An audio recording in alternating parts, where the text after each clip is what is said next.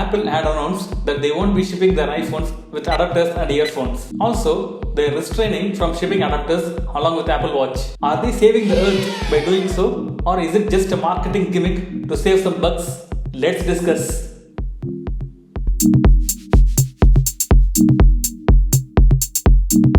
Hello folks, welcome back to DC Pictures. If this is your first time to the channel, my name is Pradeep and I upload videos on a periodic basis. Smash the subscribe button if you want to get notified of each and every video as soon as I upload. Apple just announced 4 new iPhones along with iPhone SE, which was released early this year. This is the first time ever Apple is releasing iPhones with a variety of price ranges, starting from $399 to $1,100. But there also came a bad news along with it. You will no longer be getting charger brick and earphones along with the box.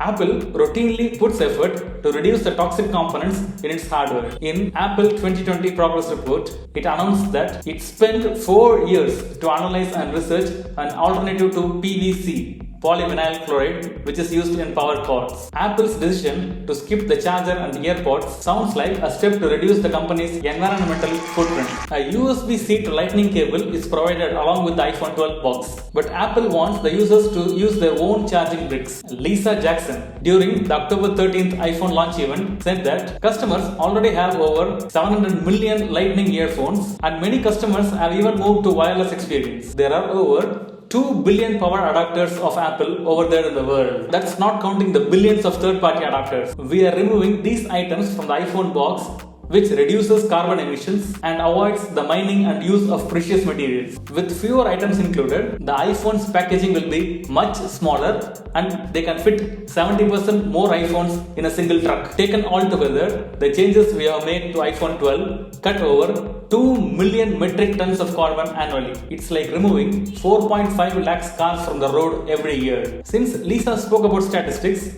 we'll check some more from our end. There were 53 million metric tons of e-waste generated in 2019. That number will continue to spike up to 75 million metric ton of e-waste by 2030, almost double the amount recorded in 2014. E-waste, which includes batteries, appliances, phones, screens and cables, might seem like junk, but those items contain traces of valuable components like iron, copper and gold. The value of raw materials in e-waste from 2019 sits around $57 billion.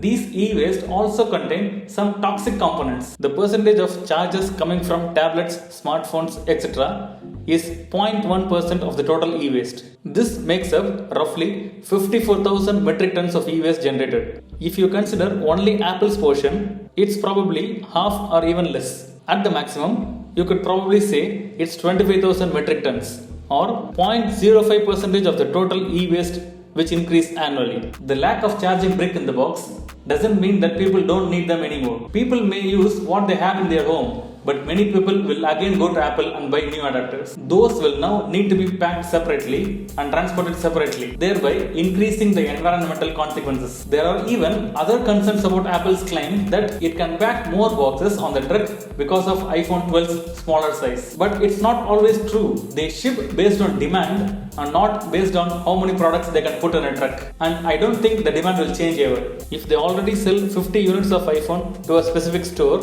they will still ship that 50 iPhones only.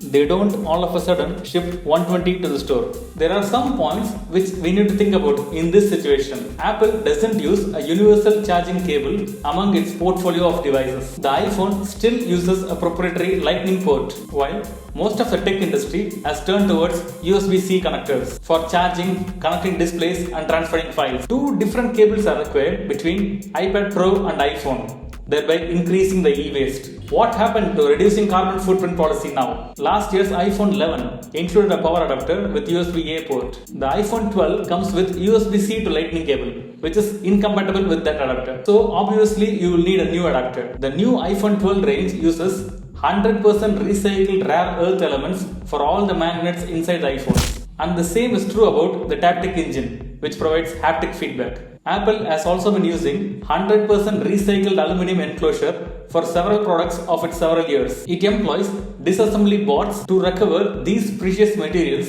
from used devices. And Apple also set its goal for becoming carbon neutral by 2030. Actually, the idea of excluding the charging adapter is not really new. It was thought up several years ago as a way to cut prices on already affordable smartphones. It didn't catch on at that time because charging ports were not universal.